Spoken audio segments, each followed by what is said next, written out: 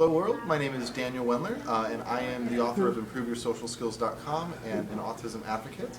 I was diagnosed with Asperger's syndrome in high school, and when I was diagnosed, I started working really hard on my social skills to sort of teach myself deliberately the things that I had never learned as a result of my Asperger's. And so over time I got better at social skills. I started to make friends. I started to have a lot of social success, and so then I started Improve Your Social Skills to share what I learned with other people so other people could sort of learn some of the skills that I had taught myself. So what were some of the challenges that you faced growing up? Yeah, I mean, I think it was a lot of the same challenges that many people on the spectrum face. I was awkward, I was bullied, I had all sorts of, quirks and strange things that I did that made me really stand out.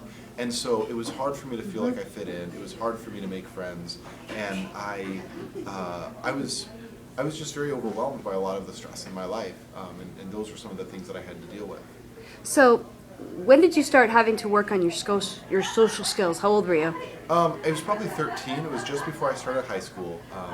And so I received my diagnosis, and I remember that being such a pivotal moment because I looked at my diagnosis sheet, like she gave me a little handout, and I'm like, oh, that's why I'm having all these problems. Like, it's because I never learned these skills. So that's when I started to really deliberately start to work on those things, right when I started high school.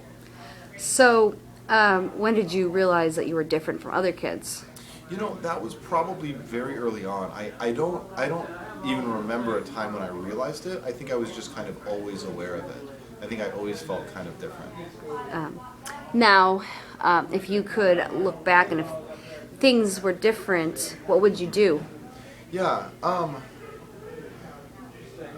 think that I would have liked to start earlier on studying the social skills, started earlier on working on the things that I did, just because it was hard for a lot of years, and I would have preferred to have that turnaround sooner. That being said, I'm not sure that I would change anything because a lot of the earlier experiences that I had, even though they were very difficult, they were transformative for me because they taught me what it's like to be on the outskirts. They taught me what it's like to struggle, and I think that that's given me compassion for other people that also struggle. So I'm not sure that I would change anything if I could go back.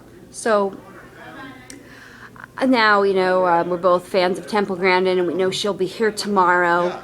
And one of the biggest things I'm fascinated with is the way that we all think. Now, Doc completely thinks in pictures. How do you think? So I think that I would say that I try to think in metaphors. Like I try to think of some way of framing something where I can kind of compare it to something else so it makes sense to me. Like in my workshop tomorrow, I talk about how with body language, I try to think of it as red light or green light. Like somebody's telling me go or somebody's telling me stop with their body based on, if they're showing comfortable signals or uncomfortable signals. And so those kinds of metaphors, I think, help me understand the world around me. I don't know that I think entirely in metaphors, but that is sort of my go-to way for trying to understand a new thing.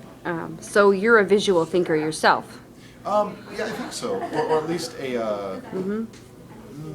I'm not sure if I would say exactly visual thinker. I think that I think in, I try to compare it to something that I'm already familiar with. So, what sensory issues do you struggle with? Yeah, if there's a lot of ambient noise, that can sort of get irritating for me.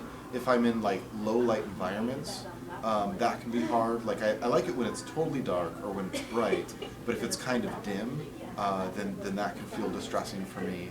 I really don't like candy wrappers. For whatever reason, those little plasticky wrappers just makes me feel really grossed out. So I think those are some of the things that that still sort of bother me and still sort of irritate me. As a kid, I had some more. There was fireworks I really disliked, crowds I really disliked, but as I've gotten older, it's gotten a little bit easier on some of those things. Some of the things are still problems, though.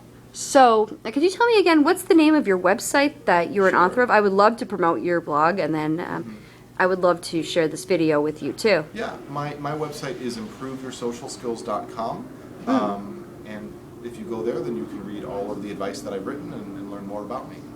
All right. Well, if you guys have any questions or comments about what Mr. Daniel was talking about, we would absolutely love to hear from you. And do not forget to check out Dan's work. Until next time, I'm Maya Sundermeyer, and do not forget to subscribe to my channel.